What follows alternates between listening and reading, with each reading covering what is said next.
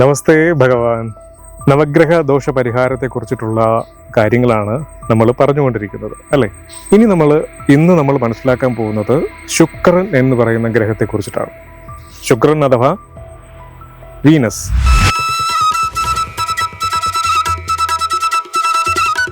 ശുക്രനെ കുറിച്ച് പറഞ്ഞു കഴിഞ്ഞാൽ നമ്മുടെ ജ്യോതിഷ ശാസ്ത്ര ഗ്രന്ഥത്തിൽ ശുക്രനെ കുറിച്ച് പ്രതിപാദിക്കുന്നത് ഇങ്ങനെയാണ്.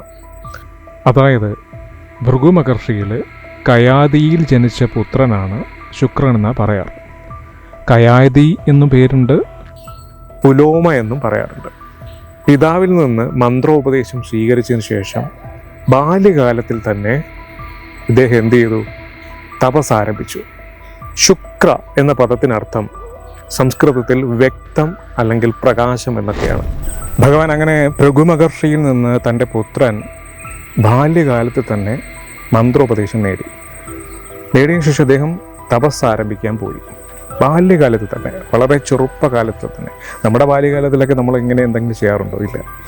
അത്രയ്ക്ക് ദിവ്യ അപൂർവമായിട്ടുള്ളൊരു ജന്മം തന്നെയാണ് അല്ലേ. തപസ് ആരംഭിക്കാൻ പോയി. ദീർഘകാലത്തെ തപസ്സായിരുന്നു, വളരെയധികം ദീർഘകാലത്തെ തപസ്. ശുക്രൻ എന്ന പദത്തിന് മറ്റൊരു അർത്ഥവും കൂടെ ഉണ്ട് കേട്ടോ, അതും കൂടെ പറയാതിരിക്കാൻ പറ്റില്ല.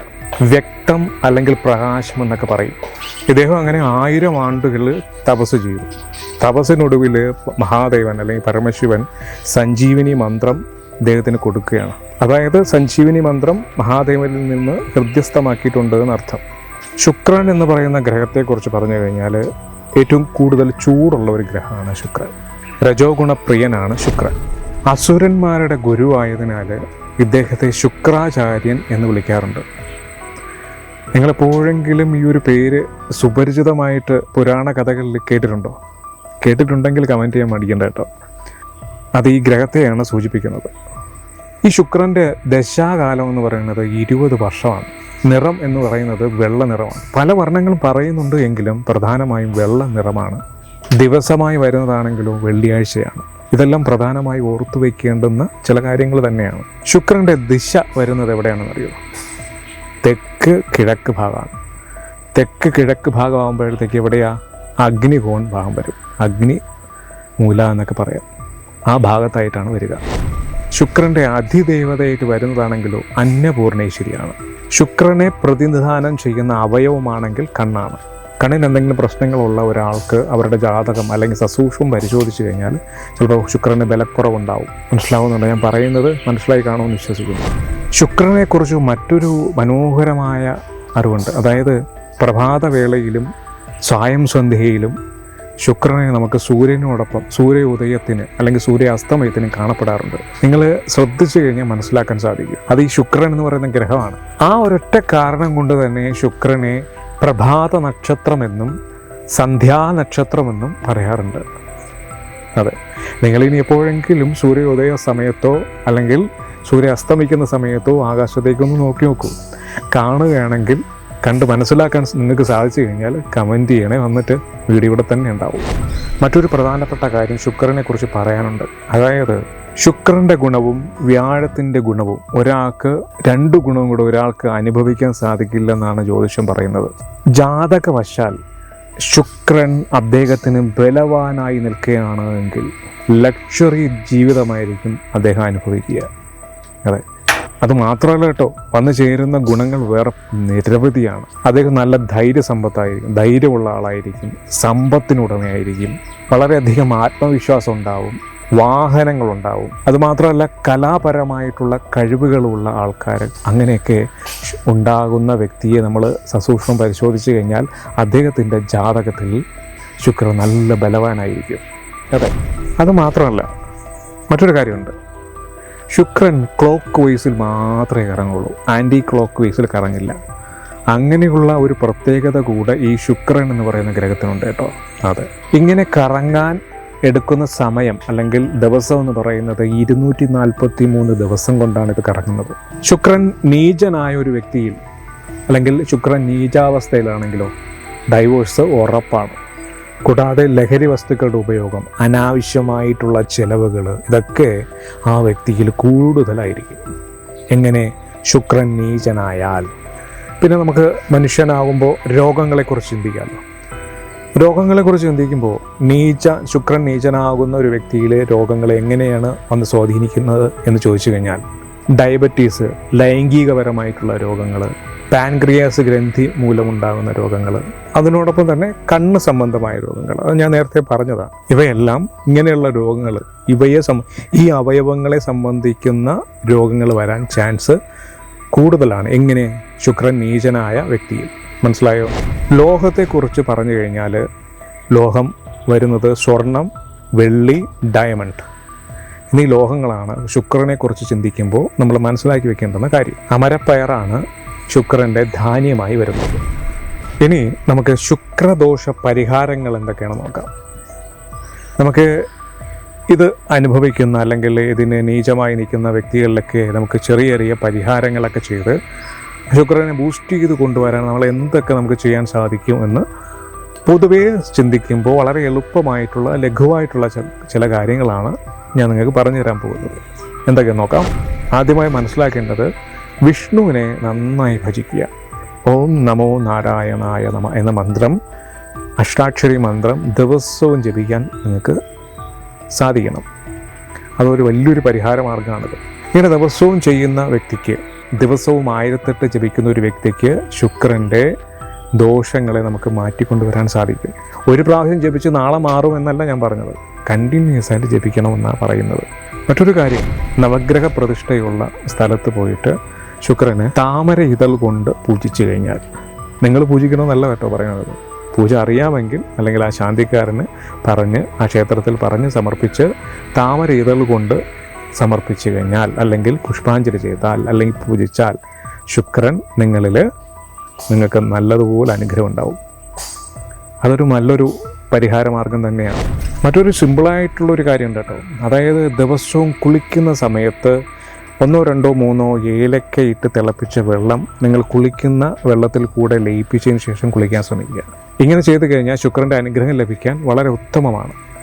അതുപോലെ തന്നെ കഷായ കുളിയുണ്ട്. അതെന്താണെന്നറിയോ? ഏലം, പുഷ്കരമൂലം, പാച്ചോറ്റി, കേസരം, കുങ്കുമം, കരിമ്പ് എന്നിവയെല്ലാം ഇട്ട് തിളപ്പിച്ച വെള്ളം, അതായത് ഈ തിളപ്പിച്ച വെള്ളം 4-1 വറ്റിച്ചതിന് ശേഷം അത് കലശത്തിലാക്കി പൂജിച്ച്, ഉത്തമനായിട്ടുള്ള ഒരു വ്യക്തിയെ കൊണ്ട് പൂജിച്ചതിന് ശേഷം, എന്ത് പൂജ? ശുക്രപൂജ ചെയ്തതിന് ശേഷം അഭിഷേകമായിട്ട്, കലശാഭിഷേകമായി ചെയ്തു കഴിഞ്ഞാൽ വളരെ വലിയൊരു മാറ്റമായിരിക്കും നിങ്ങൾക്കുണ്ടാവുക. അതുമാത്രമല്ല, അമരയുടെ പയറ്, അതായത് അമരപ്പയർ, കുരുമുളക്, ഉപ്പ് എന്നിവ കൊണ്ട് ശുക്രനെ പൂജിച്ചാലും ശുക്രൻ്റെ പ്രീതി ലഭിക്കുമെന്നാണ് പറയാറ്. വളരെ സിമ്പിളായിട്ടുള്ള മറ്റൊരു മാർഗ്ഗമുണ്ട്. വെള്ളിയാഴ്ച ദിവസം നിങ്ങൾ കുളിക്കുന്ന വെള്ളത്തിൽ 1-2 റോസാപ്പൂക്കൾ, റോസയുടെ ഇതളുകൾ ആ വെള്ളത്തിലിട്ടതിന് ശേഷം ഒരു 5 മിനിറ്റ് കഴിഞ്ഞ ശേഷം കുളിക്കുക. ഇതും ശുക്രപ്രീതിക്ക് വളരെ ഉത്തമമായിട്ടുള്ളൊരു പരിഹാര മാർഗം തന്നെയാണ്. ഞാൻ നേരത്തെ വിഷ്ണുവിൻ്റെ മന്ത്രം ജപിക്കാൻ പറഞ്ഞത്, അതേപോലെ തന്നെ വളരെ പ്രധാനപ്പെട്ട ഒരു ദേവതയാണ് അന്നപൂർണേശ്വരിയും ഗണപതിയും. ഈ 2 ദേവതകളുടെ മന്ത്രം ജപിക്കുന്നതും ആ ദേവതയെ ഭജിക്കുന്നതുമൊക്കെ ശുക്രപ്രീതിക്ക് വളരെയധികം ഉത്തമമായിട്ടുള്ളൊരു പരിഹാരമാണ്. പിന്നെ അതായത് എനിക്ക് ഓർമ്മ വരുന്നത്, ഞാൻ നേരത്തെ ഒരു കാര്യം പറഞ്ഞല്ലോ, ഈ കലശപൂജ ചെയ്യുന്ന സമയത്ത് അതേപോലെ മറ്റൊരു രീതിയിലും കലശത്തെ പൂജിച്ച് ആടാൻ പറ്റും. അതായത് മരമഞ്ഞളുണ്ട്, മരമഞ്ഞൾ എടുത്തിട്ട് അതിനെ നന്നായിട്ട് ഇടിച്ച് ചതച്ചെടുത്തിട്ട് അതിനെ തിളപ്പിക്കുക. അത് എത്രയാണ് എടുക്കേണ്ടത് എന്ന് ചോദിച്ചു കഴിഞ്ഞാൽ 6 കഴഞ്ചാണ് എടുക്കേണ്ടത്.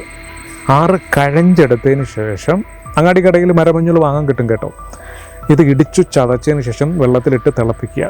തിളപ്പിച്ച് അതിനെ ഒരു കലശത്തിലേക്കാക്കി ഉത്തമനായിട്ടുള്ള ഒരു പരിഹാര കർമ്മങ്ങളൊക്കെ ചെയ്യാൻ കഴിവുള്ള ഒരു ഉപാസകനായിട്ടുള്ള ഒരു ശാന്തിക്കാരനെ വിളിച്ചതിന് ശേഷം ശുക്ര പൂജ ചെയ്തിട്ട് അഭിഷേകം ചെയ്താൽ, അല്ലെങ്കിൽ നിങ്ങളെ കലശമാടിയാൽ ശുക്രപ്രീതി നിങ്ങൾക്ക് തീർച്ചയായിട്ടും ഉണ്ടാവും.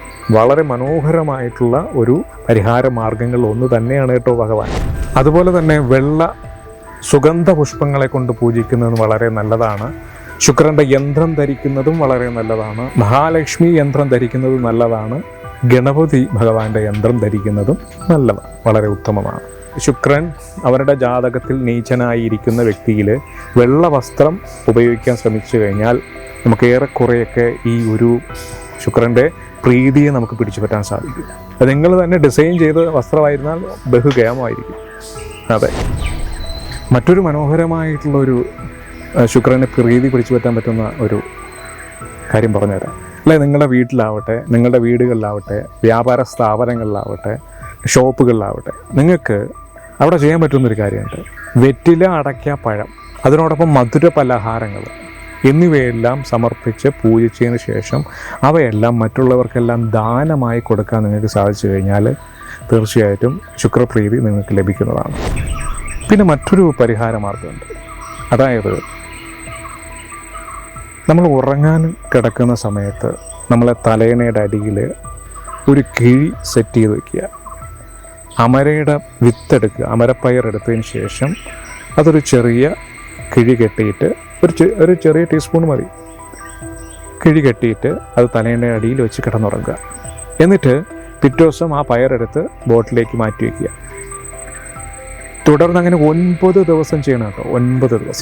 9 ദിവസം ചെയ്തതിന് ശേഷം 9ാമത്തെ ദിവസം ആ എല്ലാ പയറും കൂടി എടുത്ത് വേവിച്ച് നമ്മുടെ തലയ്ക്കൊഴിഞ്ഞ് കാക്കകൾക്ക് വിതറി കൊടുക്കണം.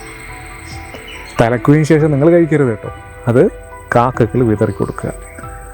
ഇങ്ങനെ ചെയ്താലും ശുക്രദോഷ പരിഹാരം, അതായത് ശുക്രൻ്റെ പ്രീതി പിടിച്ചു പറ്റാൻ, നിങ്ങൾക്ക് ആ ദോഷം മാറി അനുഗ്രഹഭാവത്തിലേക്ക് വരാൻ വളരെ ഉത്തമമായിട്ടുള്ള പരിഹാര മാർഗങ്ങളിലെ മനോഹരമായ ഒരു പരിഹാര മാർഗ്ഗമാണിത്. ഇനി നമുക്ക് ദാനങ്ങൾ ചെയ്യാം. ദാനങ്ങൾ ആർക്കൊക്കെ ചെയ്യാം? എന്തൊക്കെയാണ് ദാനം ചെയ്യേണ്ടത്? വെള്ളിയിലുള്ള വിഗ്രഹങ്ങൾ ദാനം ചെയ്യാം. സാധിക്കുന്നവർക്ക്, എല്ലാവർക്കും അത് സാധിച്ചു കൊള്ളണമെന്നില്ല. വജ്രം, വെളുത്ത പട്ട്, അല്ലെങ്കിൽ വെള്ള വസ്ത്രം, താമ്പൂലം, വെള്ള കുതിര, ഇതെല്ലാം സാധാരണക്കാർക്കും സാധിക്കുമെന്ന് ഞാൻ പറയുന്നില്ല കേട്ടോ. സാധിക്കുന്നവർക്ക് ചെയ്യാം. അല്ലെങ്കിൽ സാധിക്കാത്തവർക്ക് വെള്ള വസ്ത്രങ്ങൾ ദാനം ചെയ്യാമല്ലോ. നിരവധി കാര്യങ്ങളല്ലേ നമ്മൾ പറഞ്ഞു പോകുന്നത്. ഇത് ഏതെങ്കിലുമൊക്കെ ഒന്ന് സ്ഥിരമായി ചെയ്യാൻ നോക്കുക. പിന്നെ പശുവിനെ ദാനം ചെയ്യാൻ പറയുന്നുണ്ട്. പക്ഷെ പശുവിനെ ദാനം ചെയ്യുമ്പോൾ അലങ്കാരത്തോടു കൂടി ദാനം ചെയ്യണമെന്നാണ്. അലങ്കരിക്കപ്പെട്ട പശുവിനെ ദാനം ചെയ്യണമെന്നാണ് പറയാറ്. അതെ. പിന്നെ നമുക്ക് കോമൺ ആയിട്ട് എല്ലാവർക്കും നമുക്ക് ചെയ്യാൻ പറ്റുന്ന ഒരു കാര്യമാണ് അമരപ്പയർ. അമരപ്പയർ ദാനം ചെയ്യുന്നത് വളരെ ഉത്തമമായിട്ടുള്ളൊരു പരിഹാര മാർഗ്ഗമാണ്. ഇത് ആർക്കാണ് ദാനം ചെയ്യേണ്ടത് അതുകൂടെ പറയാം. ബ്രാഹ്മണർക്ക് ദാനം ചെയ്യണം. ബ്രാഹ്മണ കർമ്മം ചെയ്യുന്ന ബ്രാഹ്മണർക്ക് ദാനമായി കൊടുക്കണമെന്നാണ് പറഞ്ഞു വച്ചിട്ടുള്ളത്. അതെ, ഈ ദാനത്തോടൊപ്പം നമ്മൾ ഈ ബ്രാഹ്മണർക്ക് ദാനം ചെയ്യുന്നതോടൊപ്പം മഹാലക്ഷ്മിയെ പൂജിച്ച് ആവാഹിച്ച് പൂജിച്ച് ആരാധിച്ച് ചെന്താമരയുടെ പൂക്കൾ കൊണ്ട് പൂജിച്ച് അല്ലെങ്കിൽ പുഷ്പാഞ്ജലി ചെയ്ത്, അത് എത്ര തവണ പുഷ്പാഞ്ജലി ചെയ്യണമെന്ന് പറയും? 12,000 തവണ പുഷ്പാഞ്ജലി ചെയ്യണം. ഇങ്ങനെ ചെയ്താലും ഈ രണ്ടും കൂടെ ഒരുമിച്ച് വേണം ചെയ്യാൻ. ദാനകർമ്മവും ഇതും കൂടെ ഒരുമിച്ച് ചെയ്ത് കഴിഞ്ഞാൽ തീർച്ചയായിട്ടും ശുക്രപ്രീതി ലഭിക്കുമെന്നുള്ള കാര്യത്തിൽ ഒരു സംശയവും വേണ്ട. അങ്ങനെ ചെയ്താൽ ശുക്രൻ്റെ പ്രീതി നിങ്ങൾക്കുണ്ടാവുന്നതാണ്. അപ്പോൾ ഏകദേശം ശുക്രൻ എന്ന് പറയുന്ന ഗ്രഹത്തിൻ്റെ പ്രീതി പിടിച്ചു പറ്റാൻ നമുക്ക് എന്തൊക്കെയാണ് നമുക്ക് നമ്മളാൽ കഴിയുന്ന രീതിയിൽ ചെയ്യാൻ സാധിക്കുക, ഇതൊക്കെയാണ് നമ്മളൊന്ന് മനസ്സിലാക്കിയത്. ഇത്തരത്തിലുള്ള വീഡിയോകൾ കൂടുതൽ നിങ്ങൾക്ക് ഇഷ്ടമാണെന്നുണ്ടെങ്കിൽ ചാനൽ ഫോളോ ചെയ്യാൻ മറക്കണ്ട. നമുക്ക് വീണ്ടും അടുത്ത വീഡിയോയിൽ കാണാം. നമസ്തേ.